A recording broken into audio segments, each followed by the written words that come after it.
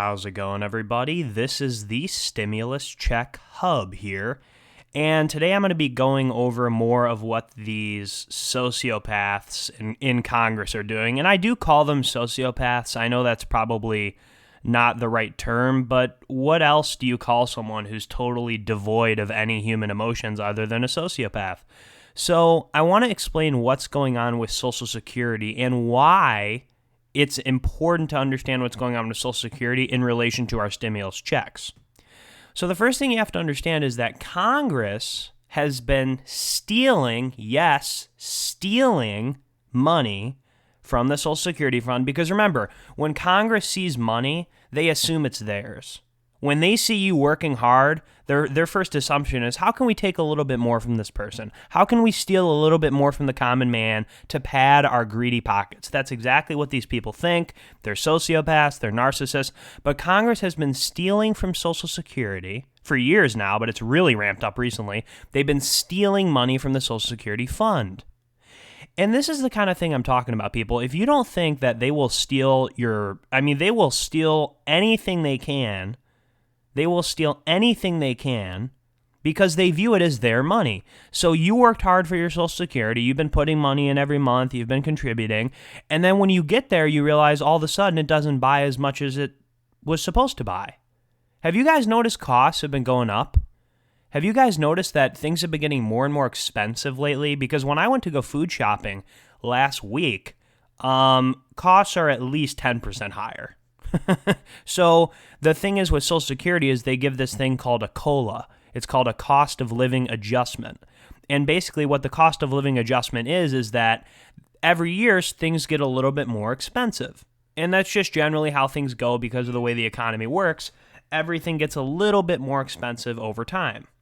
The problem with that now is that things have gotten a lot more expensive. Things are getting expensive at a rapid pace, and the government cannot keep up the cost of living adjustments. There needs to be a huge cost of living adjustment to pay for the increases of expenses that we've seen over the past month.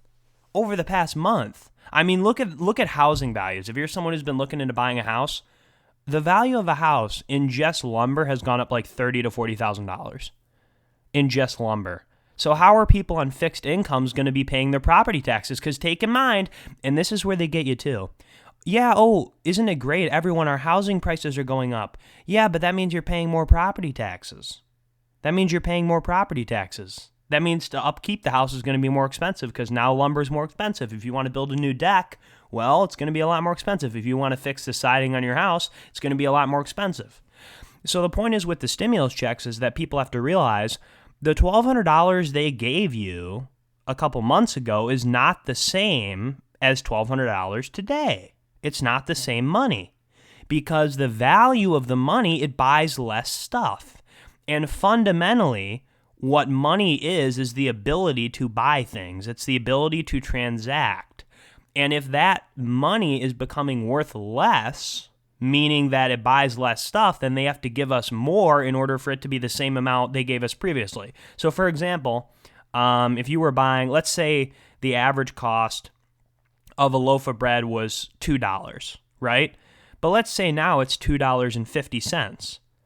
Well, that means if you give me a $1,200 check now versus a $1,200 check a couple months ago, the $1,200 now doesn't buy as much. And it's the same thing going on here with Social Security, but it's even worse because they've basically stolen from the fund, and now the fund is allegedly going to have a shortfall in 2035 of money.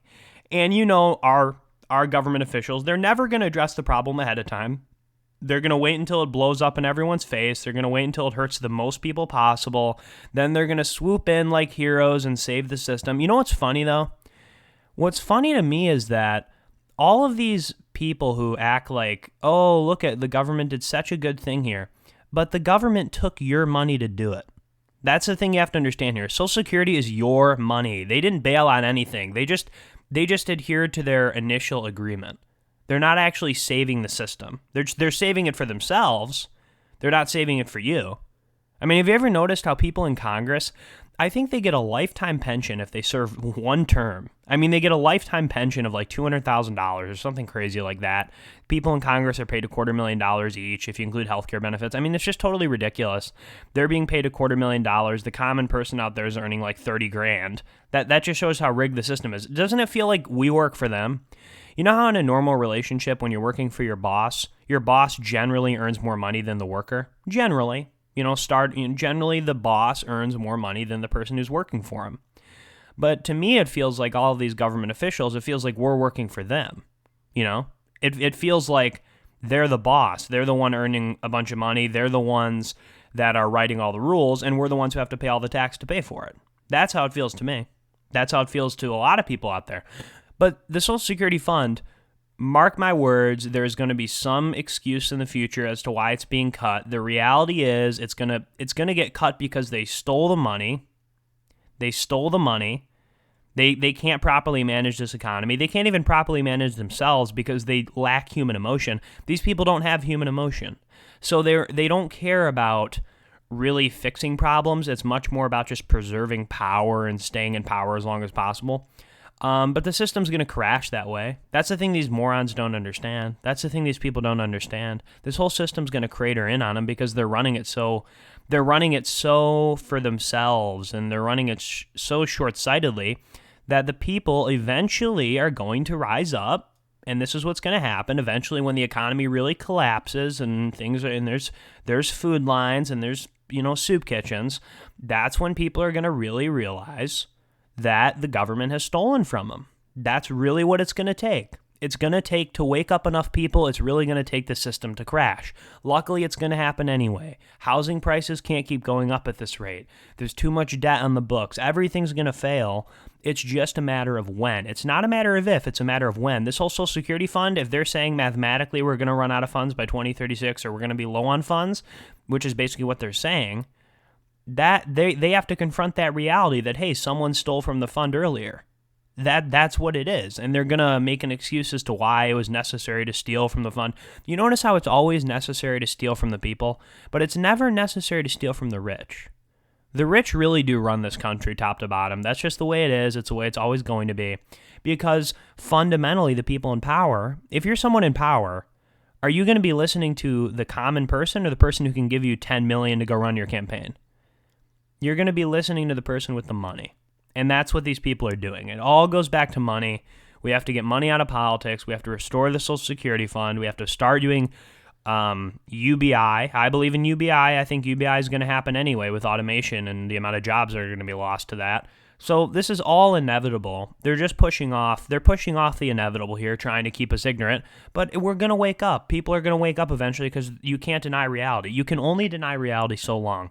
Every lie has an expiration date. Every single one. And it's going to be no different for this one. It's going to be the same outcome. This whole system's going to crumble. They're going to blame the people who actually didn't fix it. They're going to try to paint themselves as the heroes. Oh, it was the Republicans. It was the Democrats. It was the independents. It was anyone but themselves.